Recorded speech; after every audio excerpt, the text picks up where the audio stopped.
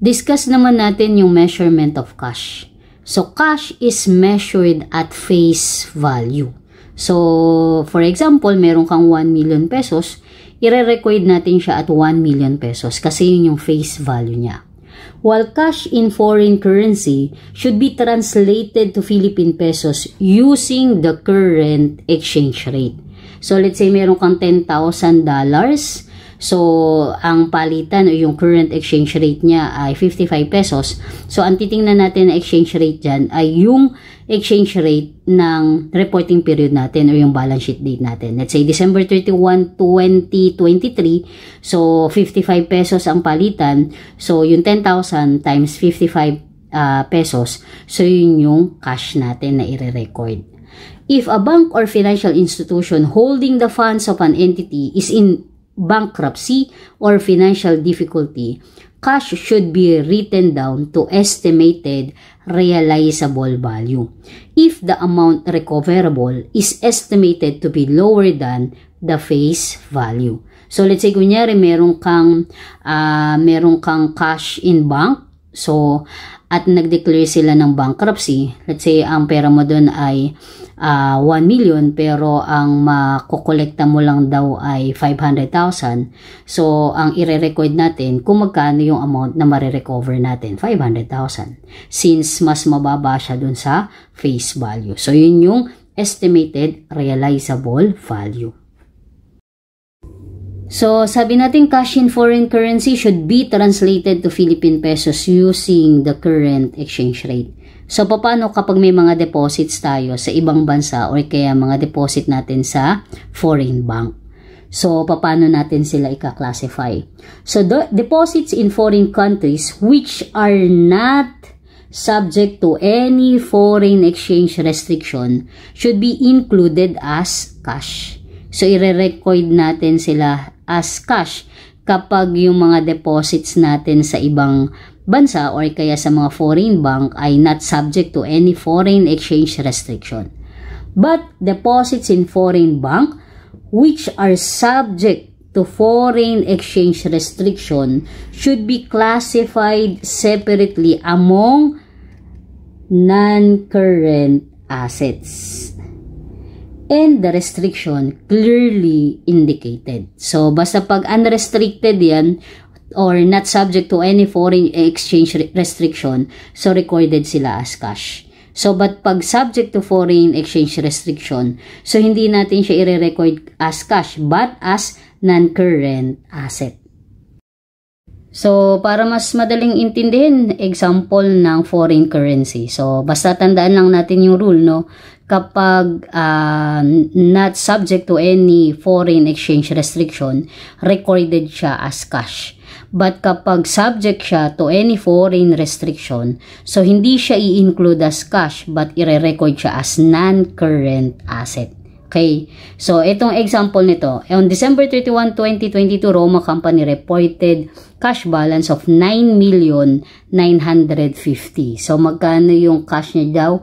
9,950,000. So ito yung composition ng 9,950,000. Okay, so ang tanong dyan, on December 31, 2022, what total amount should be reported as cash and cash equivalent? So tingnan natin yung foreign currency dyan. So ito sabi niya, cash in foreign bank restricted. Okay, cash in foreign bank. Tapos restricted. Magkano? 1,500,000. So, ang tanong, yung 1,500,000 ba na yan ay dapat kasama siya as cash and cash equivalents?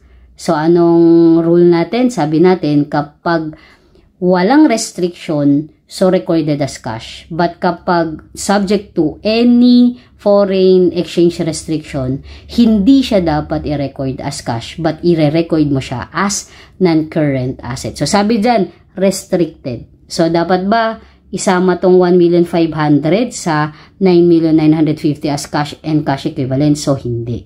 So hindi yan kasama. So dapat tong 1,500,000 na yan, kung 9,950,000 yan, since hindi siya dapat isama, ima-minus mo yung 1,500,000 sa 9,950,000. Or, Kaya, pwede kasing kuhanin mo dito yung mga dapat na included sa cash. So, ibig sabihin, yung cash in foreign bank restricted na yan na 1,500,000, hindi mo siya isasama. Kasi, meron siyang restriction. Okay, so ganun yung foreign currency. So, titingnan nyo lang kung subject to any foreign exchange restriction. So, sasabihin naman sa problem. Next is compensating balance. So, ano ba yung compensating balance? A compensating balance generally takes the form of minimum checking or demand deposit balance that must be maintained in connection with a borrowing arrangement with a bank. So, for example, an entity borrows 5 million from a bank and agrees to maintain a 10% or 500,000 minimum compensating balance in a demand deposit account. So, kunwari, nangutang tayo kay bangko. Sabi ni bangko, sige, pautangin kita ng 5 million pero dapat yung account mo dun sa bangko, sa akin, ay dapat meron kang 10% dyan na compensating balance. So, yung 10% ng 5 million, so dapat yung account mo merong at least 500,000 na balance. So, ang tawag dun, compensating balance. So, yung compensating balance, paano ba natin siya i-record? I-record ba natin siya as cash or hindi? So, ito lang yung tatandaan pagdating sa compensating balance. So, if the deposit is not legally restricted as to withdrawal by the borrower, i-record natin yung 500,000 kanina. Kunyari, example natin na 500,000 na compensating balance, i-record natin siya as cash. So, kasama siya sa cash. But if the deposit is legally restricted, okay? So, i-record natin siya as cash held as compensating balance. So, yun yung account na gagamitin natin. So, i-record natin siya as current asset if the loan is short term. Kunwari, yung 5 million natin ay short term loan yun. So, babayaran natin within 1 year. So, i-record natin yung 500,000 na compensating balance as cash held as compensating balance sa current asset. But yung loan natin ay long term, let's say yung 5 million babayaran natin ng 5 years or after 5 years. So, i-record natin yung 500,000 na compensating balance natin as cash held as compensating balance non-current investment. So, ang titingnan pa rin natin kung siya ba ay may restriction or wala. So, kapag not legally restricted, recorded as cash. Kapag legally restricted, recorded as cash held as compensating balance. Current asset siya kapag ang loan ay short term. Pag long term ang loan, so, i-record natin siya as non-current investment. So, lagyan natin ng example para mas madaling maintindihan. Baloni Company had the following account balances on December 31, 2022. So, ang tinatanong, what total amount should be reported as cash under current assets on December 31, 2022. So, ang pinapahanap sa atin ay cash, okay, under current asset. So, dito, sabi niya, cash in bank, 2,250,000. So, pag sinabi natin cash in bank, di ba, included siya as cash. So, magkano? 2,250,000. Kaya lang, sabi niya dyan, cash in bank included 600,000 of compensating balance against short-term borrowing arrangement. So, ibig sabihin sa 2,250,000, sinama na dyan or kasama na dyan yung 600,000 na compensating balance. So, sinama niya as cash. So, ang tanong, dapat ba siyang i-include as cash yung 600,000? So, anong rule natin? Kapag not legally restricted, included as cash. Pag legally restricted, so, i-record siya as cash held as compensating balance. Kapag short term yung loan, i-record siya as current asset. Okay, kapag long term yung loan, i-record siya as non-current asset. So, tingnan muna natin kung legally restricted ba or not legally restricted. Sabi dyan, the compensating balance is not legally restricted as to withdrawal. So, kung not legally restricted, ano sabi natin? Should be part as cash. Okay, so ano yung rule? Part siya ng cash. Okay, tingnan natin kung ipa-plus, ima-minus, or wala ba tayong gagawin. So, dito, sa 2,250,000, in-include niya na. So, tama ba na in-include niya na yan? Tama ba dapat part siya ng cash? Yes. So, anong ginawa niya? In-include niya na. So, meron ba tayong gagawin? I-add pa ba natin siya? Hindi na.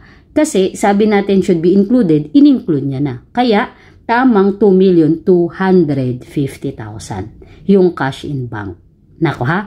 So, kung sinabi dito sa problem na to, cash in bank excluded. So, hindi niya daw sinama dun sa 2,250,000. Yung 600,000 na compensating balance na non-legally restricted. So, ano gagawin natin?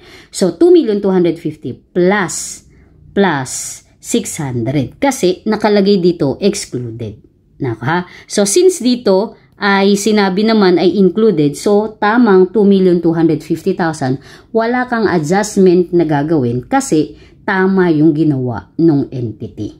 Okay, so yun yung sa compensating balance, no? So guys, tingnan nyo din, so dapat una alam yung rule, kung i-include ba siya sa as cash or hindi. So then, titingnan nyo kung in-include ba or hindi in-include. So, para malaman ninyo kung i-adjust, kung idadagdag ba or ibabawasan or walang gagawin. Okay? So, tapusin na natin yung problem na yan, sagutin na natin. Cash on hand. Included ba yung cash on hand na 125,000? So, cash on hand, yes. Kasama din yan sa cash, 125,000. Cash restricted for addition to plant in January 2023. Ano sabi natin? Restricted for addition to plant. So, ano yan? Yung cash fund, di ba? For specific purpose. So, ano sabi natin doon? Kapag short term or current operation yung purpose, i-record siya as part ng cash. Pag long term or kaya for non-current obligation, for the payment of non-current obligation, i-record siya as long-term investment. So, dito, for addition to plant. So, planta. So, kaya lang, i-disburse daw natin yan on January 2023. Ano sabi natin? Kahit na yung restriction natin or cash restricted for acquisition or construction of property, plant, and equipment ay within 1 year siya madidisperse or magagamit, hindi pa rin siya i-include as cash. Long term pa rin siya. Long term investment mo pa din siya i-record. Pero kung sinking fund yan at magjuju within 1 year yung liability, so makaklasify na natin siya as cash. So, but dito, since for acquisition or construction of plant yan, for addition to plant, kahit na next year, kasi December 31, 2022 tayo, tapos January 2023 yung plant addition natin, so hindi mo pa rin siya i-include kasi non-current pa rin yung purpose niya. Okay, so kaya hindi siya kasama, so hindi to included. Okay, so magkano lang yung cash under current asset natin? So, 2,250,000 plus 125,000, so equals 2,375,000. So, ang sagot ay letter B. So, discuss naman natin yung impress system. Ano ba yung impress system? Impress system is a system of control of cash which requires that all cash receipts should be deposited intact and all cash disbursement should be made by means of check. So, since di ba yung cash natin madali siyang mawala or mas madali siyang manakaw. So, kaya meron tinatawag na impress system kung saan mas madaling ma-monitor at makontrol yung cash. Kung saan makikita mo kung saan nanggaling at saan napupunta yung cash. So, lahat ng cash receipts natin or collections natin, i-deposit natin. So, lahat ng cash disbursement natin or lahat ng dapat bayaran ay babayaran natin by means of check, mag-i-issue ka ng check. So, kasi mas madali yun ma-monitor yung cash natin kapag ganon. So, while internal control ideally requires that all payments should be made by means of check, this is sometimes impossible. There are occasions when the issuance of checks becomes impractical or inconvenient, such as when small amounts are paid or things are hurriedly bought or customers are entertained. So, tama lahat ng mga disbursement natin ay babayaran natin ng through check. Kaya lang, what if kapag maliliit yung amount na kailangan bayaran, let's say may kailangan ng tayong bayaran 100 pesos. So, mag-i-issue ka pa ba ng check?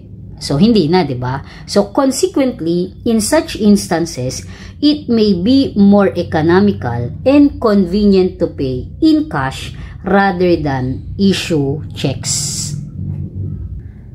Kaya meron tayong petty cash fund. So, yung petty cash fund, na-discuss na din natin yan dun sa cash included or cash items included in cash, diba? Yung cash on hand, cash in bank, and cash fund set aside for short-term or current purposes. So, yung petty cash fund kasama dun sa cash fund set aside for current purposes. So, ano ba yung petty cash fund? So, pag sinabi nating petty cash fund, it is a money set aside to pay small expenses which cannot be paid conveniently by means of check. So, kung ang babayaran mo lang ay 100 pesos, so mag-i-issue ka pa ba ng check para doon sa 100 pesos? So, hindi na. So, kaya nag-aalat tayo or set aside tayo ng fund para sa mga small expenses. So, para bayaran yung mga small expenses. At ang tawag doon ay petty cash fund. So, there are two methods of handling the petty cash. So, namely, impress fund system and fluctuating fund system. So, ito, i-discuss natin yung dalawa, impress fund system and fluctuating fund system. So, unahin natin yung impress fund system. Guys, ito yung kailangan yung tandaan pagdating sa impress fund system. Okay, so ito yung mga entries na kailangan nating tandaan. So, kapag nag-establish tayo ng fund, mag-draw tayo ng check. So, kaya ang entry, debit petty cash fund and credit cash in bank. Let's say, nag-set aside tayo ng 20,000 as petty cash fund. So, tatanggalin natin yan sa cash in bank natin. So, yung 20,000 mapupunta as petty cash fund. Okay? So, yung effect niyan sa cash natin, actually wala. Kasi, dinagdagan mo ang petty cash fund mo. So, di ba ang petty cash fund, recorded siya as cash. Pero, binawas mo naman siya sa cash in bank natin. So, nadagdagan ng cash, nabawasan naman yung cash in bank. So, ang effect niya sa cash natin ay wala. Para lang ni-reclassify natin, no? So, kaya pag nag-establish tayo ng fund, so, ibig sabihin, ito yun. I-record natin na meron ka na ditong petty cash fund na debit 20,000. Okay, so ito yun eh. Nag-establish tayo ng petty cash fund. So, yung 20,000 na yan, yun yung gagamitin natin pag babayad sa mga small expenses. So, under ng impress fund system, guys, tandaan, pag nagbayad tayo ng expenses out of the fund, no formal journal entries are made. Pag impress fund system, wala kang entry kapag nagbayad tayo ng expenses at kinuha natin sa petty cash fund. Okay? So, bakit? Ganito yun. Kunwari, ito, yung record natin, meron kang 20,000 na petty cash fund. So, but yung cash natin na pera talaga, lagay natin sa envelope. Ito, kunwari, yung envelope natin. At ang laman yan, yung 20,000 na cash natin. So, every time na magbabayad ka, sa cash natin, ito, dito sa envelope na to, nababawasan yung cash na yan. Pero, yung petty cash fund na recorded natin dito, na 20,000, ito, hindi siya nababawasan kasi wala tayong ini-entry. Okay, let's say, kunyari, nagbayad ka ng 1,000 na expenses. So, dito, yung cash natin dyan, yung petty cash fund natin na pera talaga, mababawasan yan ng 1,000. Tapos, kunwari, may binayaran ka ulit na 6,000, mababawasan ulit yung cash natin. Pero dito sa record natin, since walang entry kapag nagbayad ng expenses out of the fund, wala kang ine-entryhan, still 20,000 pa rin yan. Okay? So, let's say, nagbayad ulit tayo ng 5,000. So, na expenses. Okay? So, ibig sabihin, ang record pa rin natin na petty cash fund, 20,000. Pero, sa totoo, yung petty cash fund natin, yung cash natin dyan, ay magkano na lang, 8,000 na lang talaga ang natitira. So, since sabi natin, yung payment of expenses out of the fund, under impress fund system, walang journal entry. Kasi, si petty cashier generally requires a signed petty cash voucher for such payments and simply prepares memorandum entries in the petty cash journal. So, memo entry lang ang ginagawa niya. But walang journal entry kapag nagbabayad ng expenses galing sa petty cash. Okay? So, under yan ng impress fund system. Kailan lang magkakaroon ng entry? Pagdating sa replenishment ng petty cash fund. Okay? So, let's say, kunyari, sabi natin, since may mga entity na meron silang rule kung ilang percent na dapat ma-replenish, maibalik yung nawala do sa petty cash. So, let's say, kunyari, yung iba, 50%, kapag 50% nawala dyan sa petty cash fund, pwede ka na mag-replenish. So, pwede na nating mag-request na ibalik yung natanggal or nawala dun sa petty cash fund natin. So, minsan yung iba 60%, yung iba 70%. Let's say dito, so, kunyari 8,000 na lang yung natitira natin, sabi natin 50% yung requirement, so pwede na tayo mag-replenish.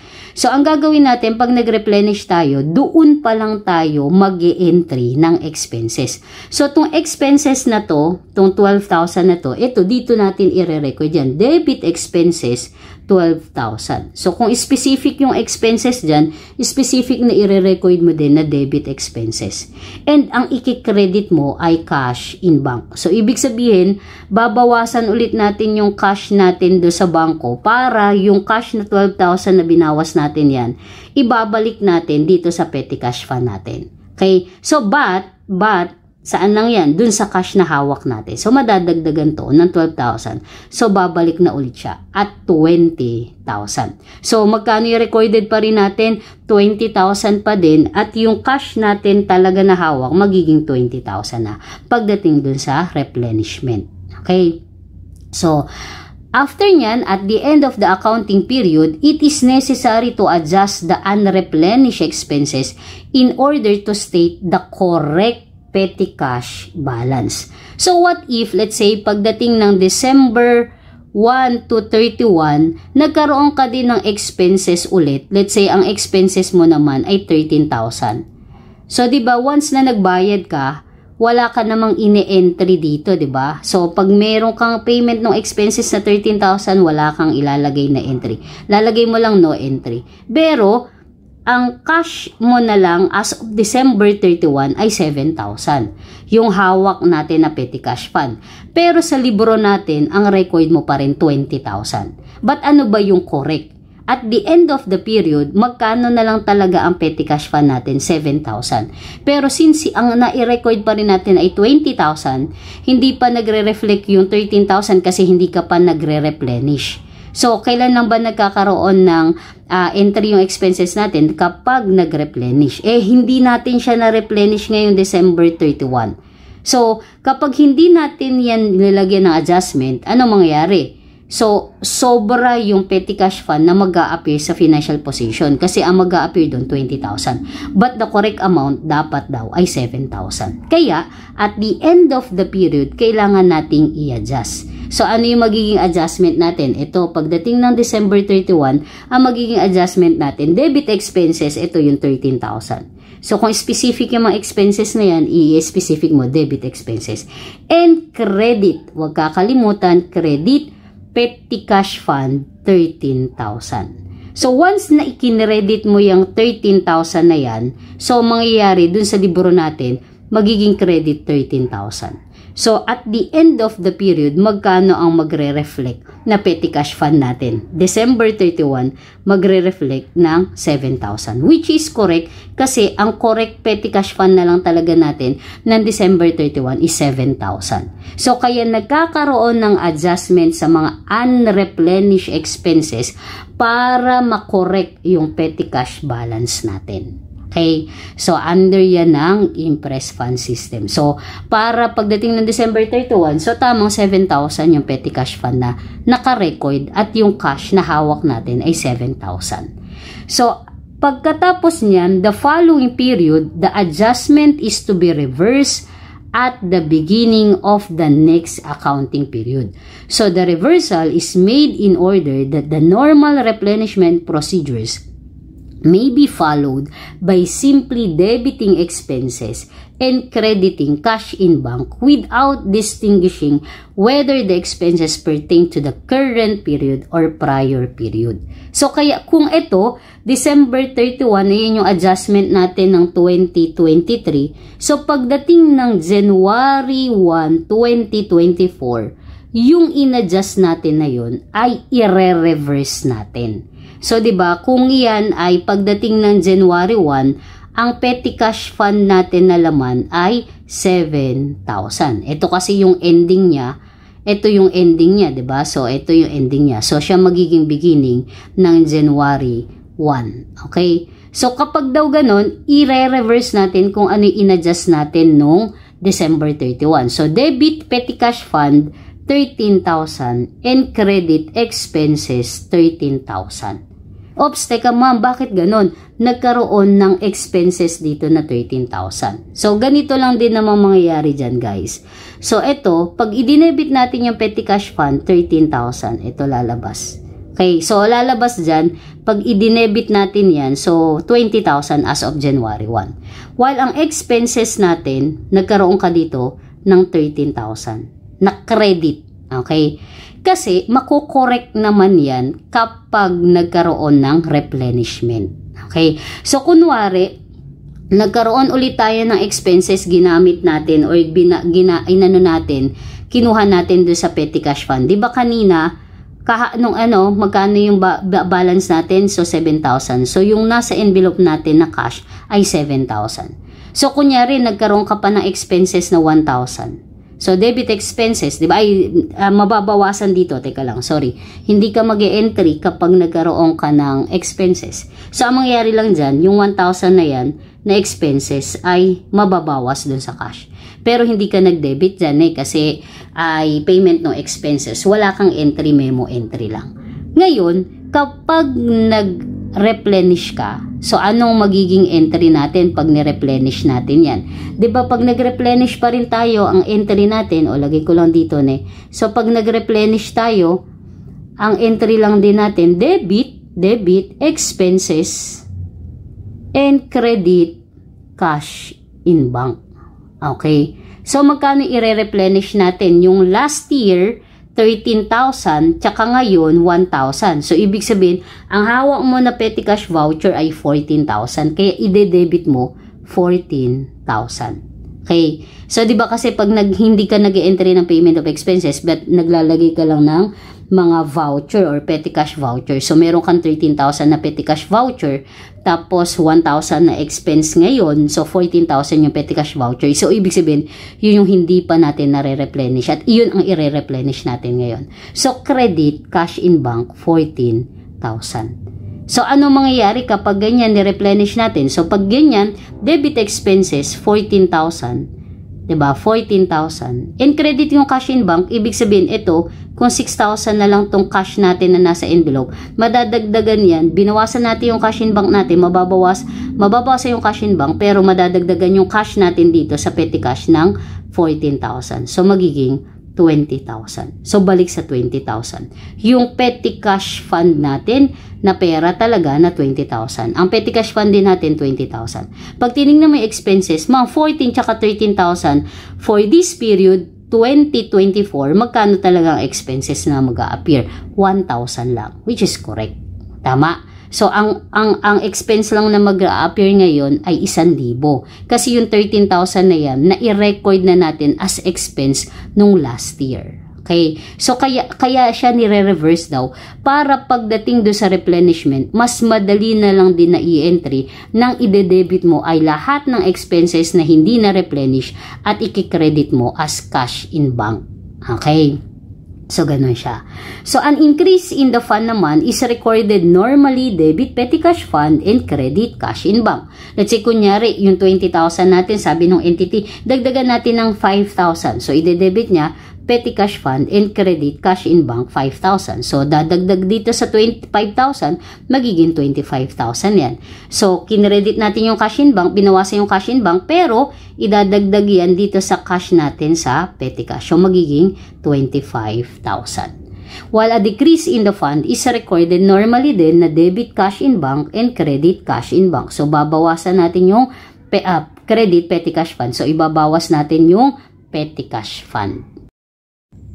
So, ito naman yung example ng Impress Fund System. So, November 10, the entity established an Impress Fund of 10,000. So, ano entry natin? Debit petty cash fund and credit cash in bank, 10,000.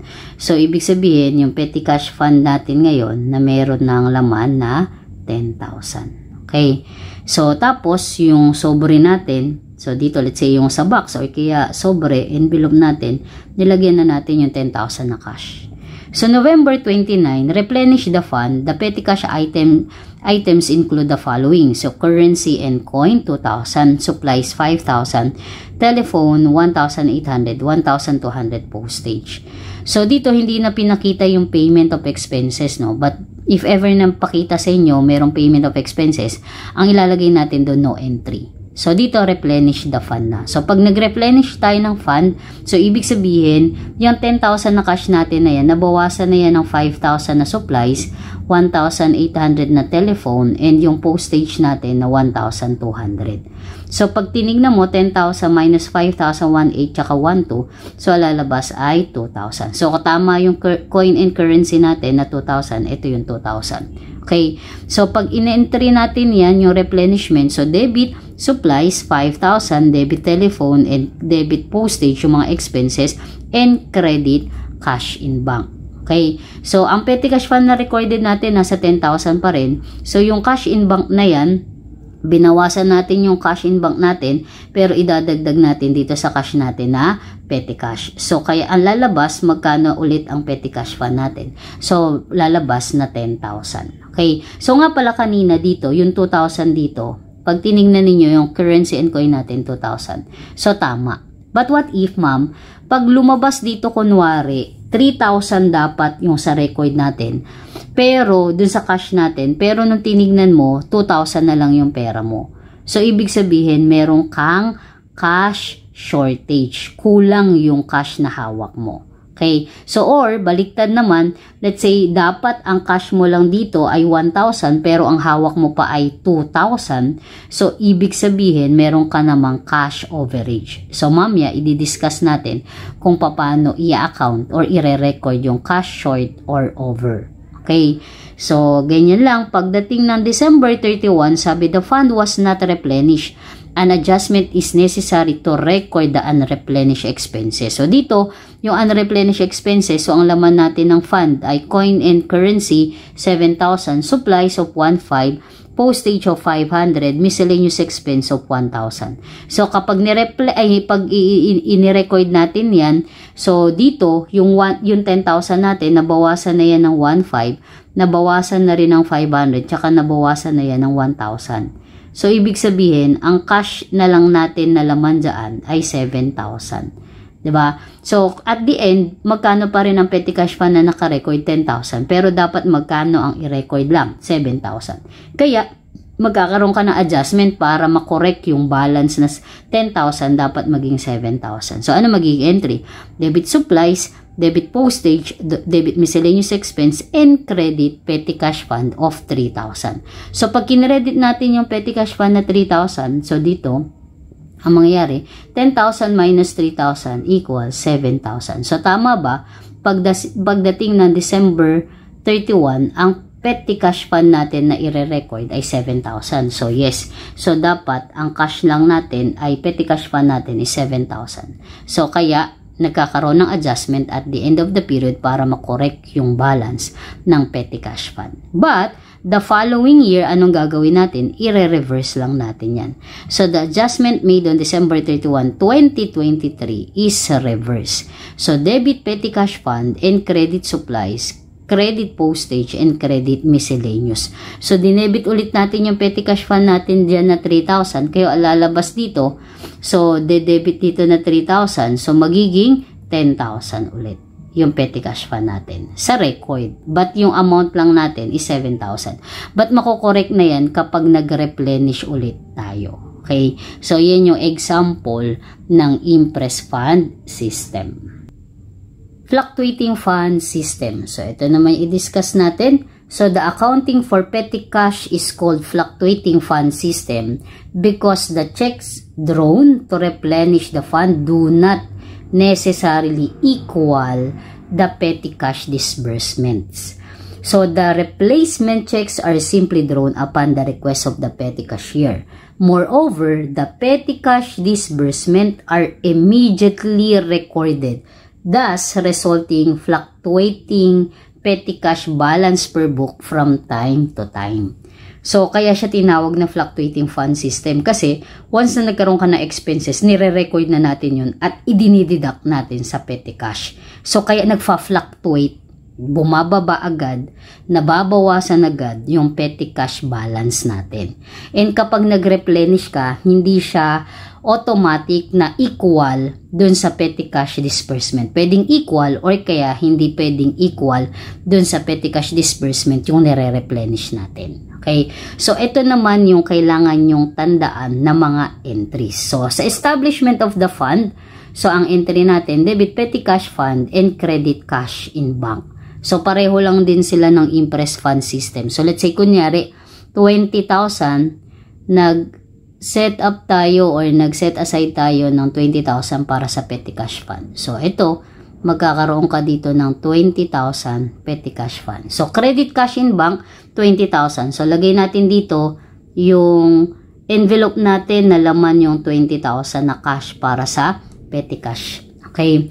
So, next is payment of expenses out of the petty cash fund. Kung sa impress fund system ay walang entry, dito, ine-entryhan natin sa fluctuating fund system. Debit expenses and credit petty cash fund. So, kinredit na agad natin dito sa petty cash fund. So, let's say, kunyari, nagkaroon ka ng expenses na 8,000. So, nabawasan yung cash mo. Tapos, pag ine-record natin yan, debit expenses and credit petty cash fund, 8,000. So, ano mangyayari? Itong kinredit mo na expenses, kinredit mo na petty cash fund, so mababawas dun sa petty cash fund natin. So, ibig sabihin, once na nagbayad ka ng expenses out of petty cash fund, so yung balance ng petty cash fund natin, ito 12,000. So, 12,000 din yung cash natin. Pareho sila na magre-reflect. So, equal, di ba? Ito, pareho sila. 12,000 ito, 12,000 din yung cash na natin sa petty cash. So, ganun siya. Yan yung pinagkaiba nila sa impress fund system. Okay? So, pagdating sa replenishment or increase of the fund, ano ang entry? Debit petty cash fund and credit cash in bank. So, dito, idinedebit natin yung petty cash fund kung magkano yung ire-replenish natin. Diba? Or kaya kapag nag-increase yung fund, dinedebit din natin yung petty cash fund and credit cash in bank. Okay, so let's say dito, i-replenish natin yung 8,000. So, ano magiging entry natin dyan? Debit petty cash fund, 8,000 and credit cash in bank, 8,000. So, kapag ganyan, 8,000 debit petty cash fund, tapos itong cash in bank na babawas sa atin, idadagdag natin sa cash natin do sa petty cash. So, ito, magiging 20,000. Ito, babalik ulit sa 20,000. So, ano yung pinagkaiba nila din? Diyan, pag replenishment sa fluctuating fund system, debit petty cash fund, credit cash in bank. But, pag sa impress fund system, ano ang idinedebit niya? Pag replenishment, debit expenses. Okay? So, yan yung fluctuating. So, the replenishment check may or may not be the same as the petty cash disbursement. So, dito, nag-equal sila kung magkano yung cash disbursement natin, ganun din yung ni-replenish natin. No? So, but pwede ring hindi sila mag-equal. Okay? So, at the end of the reposting period, or reporting period, reporting yan, so, at the end of the reporting period, no adjustment is necessary because the petty cash expenses are recorded outright. Let's say dito, pagdating ng December 1 to 31, nagkaroon ng expenses na, let's say, 13,000. So, nabawasan yung petty cash natin. So, magiging 7,000 na lang yung ending natin ng petty cash. So, but since kapag meron kang expenses, yung 13,000 na yan, inire-record natin yan as debit expenses and credit petty cash fund 13,000. So, kaya itong 13,000 na yan, ito, kinredit din dito yan. So, ibig sabihin, at the end of the period, December 31, ang petty cash fund natin, ang amount niya ay 7,000. So, 7,000 yan eh. So, December 31, ito yung ending lang. So, 7,000 pa rin yung balance niya. Magkano ang tamang balance? 7,000. So, ibig sabihin, at the end of the period, walang adjustment kasi recorded correctly yung ating petty cash fund 7,000, so 7,000 din yung naka-record sa atin sa petty cash fund. Okay, so kaya walang adjustment. Kung walang adjustment, pagdating ng ito December 31, walang adjustment 2023. So pagdating ng 2024 January 1, meron bang reversing entry? So, wala ding reversing entry. Kasi wala kang inadjust at the end, kaya wala ka ring reversing entry ng January 1, 2024. So, pag nag-increase yung fund, ano lang din ang entry? Debit, petty cash fund, and credit, cash in bank. So, kapag naman nag-decrease yung fund, so, ang entry natin, debit cash in bank, and credit, petty cash fund. So, ganyan lang pagdating sa fluctuating fund system. So, bigyan natin ng example. Example ng fluctuating fund system. So, November 10, the entity established a petty cash fund of 10,000. So, ang entry, debit petty cash fund and credit cash in bank. The same lang sila ng impress fund system. So, kaya pagdating dito, meron kang petty cash fund of 10,000 debit.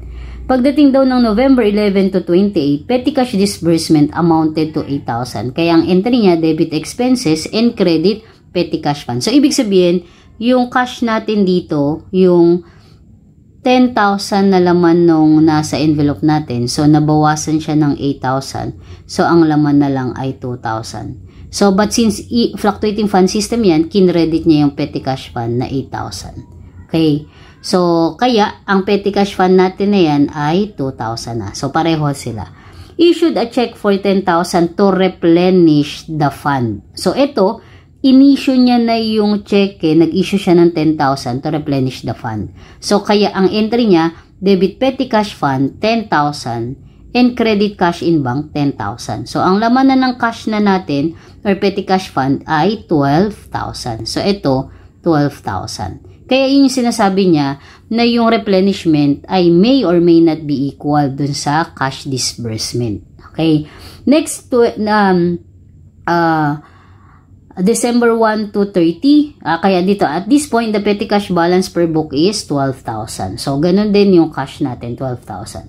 December 1 to 30, petty cash expenses amounted to 9,000. So, meron tayo expenses na 9,000. So, ang entry niya, debit expenses, 9,000. And credit, petty cash fund, 9,000. So, credit natin dito. Tapos, ito, mababawasan din natin. So, ibig sabihin, ang cash na lang natin ay 3,000. Ang petty cash na lang natin nandito ay 3,000.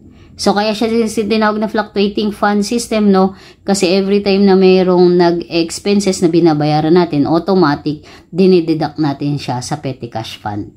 So, pagdating ng December 31, issued a check for 15,000 to replenish the fund. So, 15,000. So, debit 15,000 and credit cash in bank. So, dito, dinebit natin yung petty cash fund, 15,000. So, credit cash in bank. So, napunta dun sa cash natin na 18,000. So, dito, magiging 18,000. So, sabi niya din dyan, at this point, the petty cash balance is 18,000. So, tama ba na 18,000? So, tamang 18,000. So, since dito nagkataon no, ng December 31, nag-issue din ng replenishment ng fund. So, kaya wala din siyang adjustment. Although, pagdating sa fluctuating fund system, at the end of the period, walang adjustment sa unreplenished. Kasi, kahit na hindi siya na-replenish, na i-record naman siya as expenses and na-deduct siya sa petty cash fund. So, kaya correct pa rin yung amount ng petty cash fund na magre-reflect pag ginamit ay fluctuating fund system. Okay? So, kaya summarize natin ano yung pinagkaiba ng impress fund system tsaka fluctuating fund system. Guys, ito yung kailangan nyong tandaan para hindi kayo malito pagdating sa impress fund system and fluctuating fund system. So, nandito yung impress fund system, tapos ito yung fluctuating fund system. So, para makita nyo kung saan sila nagkaiba. Okay? So, pagdating sa establishment of the fund, ang entry sa impress fund system, debit petty cash fund and credit cash in bank. Under ng fluctuating fund system, ang entry niya din, debit petty cash fund and credit cash in bank. So, ibig sabihin, pagdating sa establishment ng fund, the same lang sila. Pareho lang sila.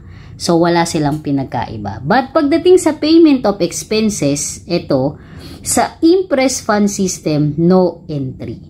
But, pagdating sa fluctuating fund system, ang entry niya, debit expenses and credit petty cash fund. So, sa impress fund system, no entry kapag nagbayad ka na expenses, pero sa fluctuating fund system, debit expenses and credit petty cash fund. So, dinideduct natin agad sa petty cash fund, kaya tinawag din siyang fluctuating fund system. Every time na nagkakaroon ng expenses, binabawas na natin do sa petty cash fund. Okay, so dyan sila nagkaiba. So, pagdating sa replenishment, ang entry sa impress fund system, debit expenses and credit cash in bank. Kasi pagdating sa impress fund system, kung kailan nagkakaroon ng replenishment, dun lang natin na i-record yung expenses. But pagdating sa fluctuating fund system, ang entry niya, debit petty cash fund and credit cash in bank. So debit dito petty cash fund kasi, di ba, kapag nagbabayad tayo ng expenses, ikini-credit na natin sa petty cash fund. So, ibig sabihin, nababawasan yung petty cash fund.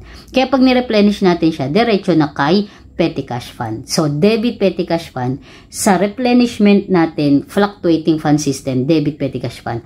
Pero sa impress fund system, ang idinedebit niya ay expenses. Okay? So, pagdating sa adjustment at the end of the period, or ito yung mga unreplenished at the end of the period.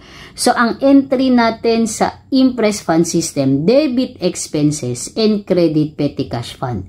So, kinikredit natin yung petty cash fund dito kasi para mag-reflect yung correct balance ng petty cash fund natin.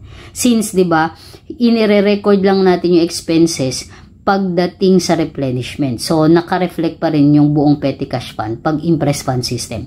Kaya at the end of the period, yung unreplenished natin, kailangan nating ibawas na doon sa petty cash fund para maging correct yung balance ng petty cash fund natin at the end of the period. So, kasi kung walang adjustment, ang mangyayari, overstated yung petty cash fund na mag-a-appear sa financial position under ng impress fund system. While, pagdating kay fluctuating fund system, no adjusting entry. Bakit? Kasi correct na yung petty cash fund na amount. Dahil every time na nagkakaroon ka na expenses, kinikredit mo yung petty cash fund. So, dyan din sila nagkaiba. So, kung sa impress fund system ay merong adjustment, pagdating sa reversing entry at the beginning of the following year, so i-reverse lang natin yung. Kaya kung ano yung dinebit niya, i-credit natin dito. Kung ano yung kinredit niya, i-debit niya lang. So kaya ang entry natin sa reversing, debit petty cash fund and credit expenses. So kaya nagkakaroon ng reversing entry para mas madali din mag-entry na lang kapag dating sa replenishment. I-debit lang natin expenses and credit cash in bank. Okay? So since ang fluctuating fund system ay no adjusting entry, so kaya no reversing entry din siya at the beginning of the following year. Okay? So, yan yung pinagkaiba nila. Increase in petty cash fund, so under ng impress fund system, debit petty cash fund, credit cash in bank, same lang sila sa fluctuating fund system. Ganun din sa decrease in petty cash fund, debit cash in bank and credit petty cash fund, debit cash in bank and credit petty cash fund. So, pareho lang sila dito kapag mag-i-increase at mag-decrease yung petty cash fund natin. So, ibig sabihin, saan lang sila nagkaiba ng entries? Sa payment of expenses no entry sa Impress Fund System, debit expenses and credit petty cash fund sa fluctuating. Sa replenishment ang Impress Fund System, debit expenses and credit cash in bank. Sa fluctuating, debit petty cash fund and credit cash in bank. Adjustment at the end of the period, yung mga unreplenished under ng Impress Fund System, debit expenses and credit petty cash fund. Pagdating kay fluctuating, no adjusting entry. So, sa reversing entry, kung ano in-adjust nyo sa Impress Fund System, yun lang di i-reverse. Since si fluctuating ay walang adjusting entry at the end of the period, wala din siyang reversing entry. So, yan lang yung tatandaan nyo pagdating sa petty cash fund, Impress Fund System, and fluctuating fund system. Accounting for cash shortage. So, where the cash count shows cash which is less than the balance per book, a cash shortage is to be recorded. So, ibig sabihin yung cash count natin ay less than dun sa cash balance natin per book. Ibig sabihin, meron tayong cash shortage. May nawawala. Let's say, ang cash count natin, nung binilang natin yung cash natin, ang pera natin ay 1,000. Okay? Pero, as per book, dun sa balance natin per book, ang dapat na cash niya dyan ay 1,500. So, ito yung cash count. Okay? So, nung binilang natin ay 1,000 lang. Pero, per book, dapat ang laman niya, ang cash natin ay 1,500. So, ibig sabihin, kulang yung cash natin. So, dapat 1,500. Pero, nung binilang natin, 1,000. So, ibig sabihin, meron kang cash shortage. So, paano natin i-account yan? Ano yung dapat na mag-reflect dyan? Kung magkano yung cash count natin. So, kaya pag inentryhan natin yan, i-record natin yan, debit cash short or over, and credit cash. So, magkano i-credit natin? 500. Okay? So, ang mangyayari, yung record natin as per book dito, 1,500, i-credit natin yung cash dito. So, magiging minus 500. So, 1,000 na. So, tama na bang 1,000? Yun yung cash count natin. So, magre-reflect yung 1,000. So, paano natin i-record yung cash short or over? Okay? So, yan ay cash short kapag dinebit natin yan. No? Pag credit kasi yan, overation. So, cash shortage, o ibig sabihin kulang. So, the cash short or over account is only temporary or suspense account. When financial statements are prepared, the same should be adjusted. Hence, if the cashier or cash custodian is held responsible for the cash shortage, so the adjustment should be debit due from cashier and credit cash short or over. Kasi ang mangyayari dyan, magkakaroon ka ngayon ng debit na cash short na 500. So, temporary account lang daw yan. Kasi, nung nalaman na ang may kasalanan ay si cashier, so, i-record natin yan due from cashier. So, ibig sabihin, ano yan? Receivable natin kay cashier. Okay? So, 500. So, mawawala yung cash short or over, masisiro. So, napunta sa receivable natin kay cashier na 500. Okay? So, however, if reasonable efforts fail to disclose the cause of the shortage, so ang magiging entry natin, debit loss from cash shortage and credit cash short or over.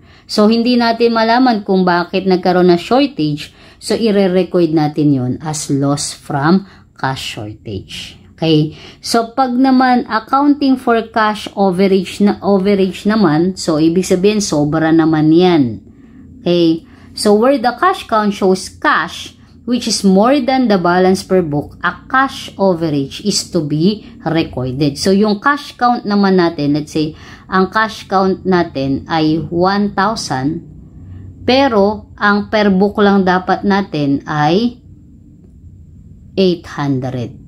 Okay, so dapat ito lang yan. Pero ang cash count natin, nung binilang natin, 1,000. So, ibig sabihin, meron kang overage. Sobra naman. So, kapag ganun, ano i-record natin? Kasi ito dapat yung mag-reflect kung magkano yung cash count natin. So, debit cash, 200, para madagdagan tong nasa record natin, madadagdagan yan ng 200, magiging 1,000. So, yun, magre-reflect yung kung magkano yung cash count. And credit cash short or over. Okay?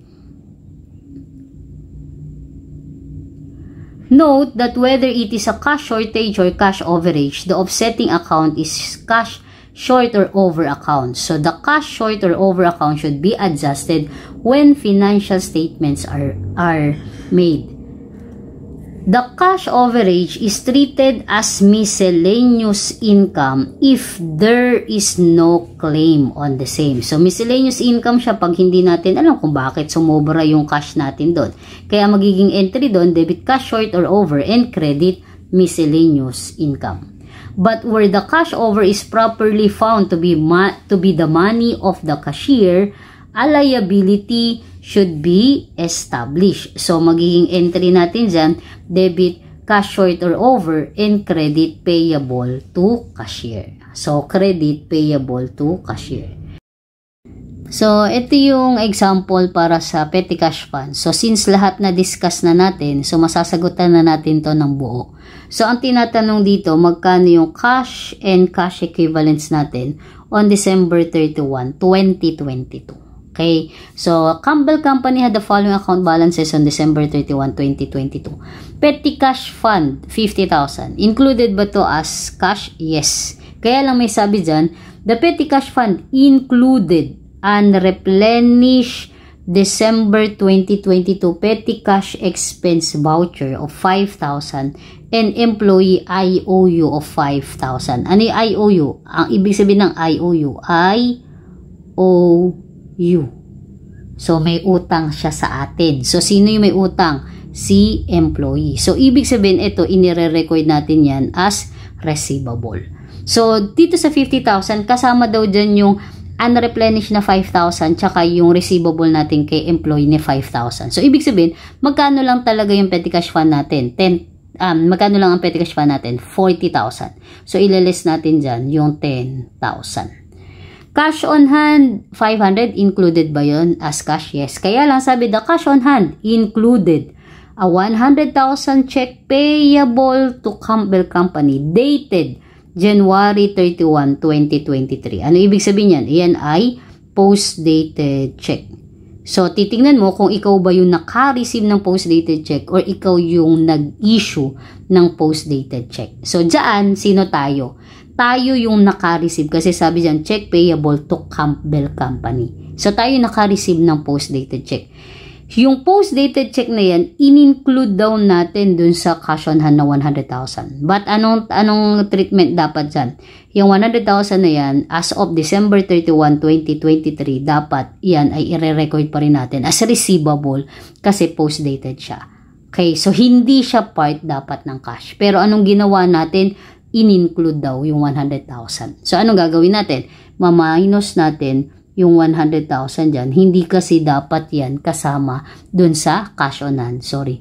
So, hindi dapat yan kasama sa cash on hand. Mali pala ako. Dito yan. Minus 100,000. Okay. Next, yung cash in bank current account. Included ba to as cash? Yes. Kaya lang sabi, in exchange for a guaranteed line of credit, the entity had agreed to maintain a minimum balance of 200,000 in the unrestricted current bank account. So, sa 4 million, kasama dyan yung maintaining balance na 200,000. Ano tawag dyan? Compensating balance. So, sa compensating balance, sabi natin kapag not legally restricted, included siya as cash. So, dito, ano sabi? Unrestricted. So, kasama dapat ba yung 200,000 sa 4 million?